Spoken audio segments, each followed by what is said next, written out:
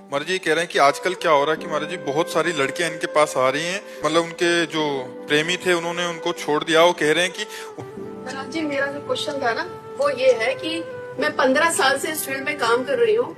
मेरे पास बहुत ज्यादा लड़कियां आई है, आपसे कहती है कि मेरे बॉयफ्रेंड ने शादी कर ली है, उसके बाद भी वो कहता है एक दिन मैं अपनी बीवी को तलाक देकर तुझसे शादी करूंगा, इसलिए तू कहीं मत जा, मेरे से बात करती रहा। ऐसी बच्चियां जो अपने जीवन को बर्बाद कर रही हैं, जो व्यक्ति हमारा नहीं हुआ दूसरे का पानी ग्रहण कर लिया और उसका भी नहीं होना चाहता, फिर मुझे प्रयोग करना चाहता है, ऐसे बहुत फ्रॉड लोग होते हैं। ऐसे लोगों की बातें न माने, वो प्रेमी लोग नहीं।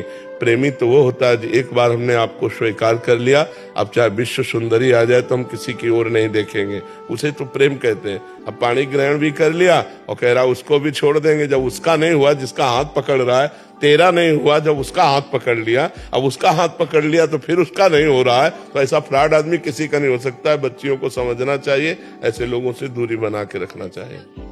अब जो रिवाज चल रही ना, बॉयफ्रेंड ब्रेकअप, तो ये क्या चल रहा है? ये बेविचार का तो खुला निमंत्रण है। इस लड़के से बॉयफ्रेंड की मित्रता की, फिर महीना 2 महीना के बाद इससे ब्रेकअप हो गया, अब इससे शुरू हो गया, फिर इससे ब्रेकअप हुआ, फिर इससे शुरू हुआ। ये है क्या?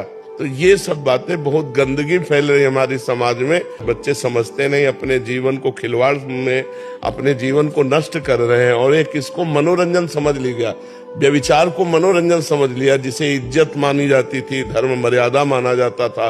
मान लो हम कहते दोस्ती पाप नहीं है, किसी से भी कोई भी दोस्ती करो, लड़की लड़के से ही कर लो, लेकिन जब तक ब्याह ना हो तब तक पवित्र रहो। और ब्याह हो गया तो आजीवन उसी के होके रहो, तब तो बढ़िया नियम है। लेकिन ये तो नहीं कि आज इसे दोस्त बनाया, कल उसे बनाया, या कल उसे बनाए, ये ठीक नहीं। इससे बहुत हानि होती है। इसलिए अध्यात्म की जरूरत है हर व्यक्ति को। अगर थोड़ा विचार पवित्र हो तो ऐसा कैसे कर सकते हो?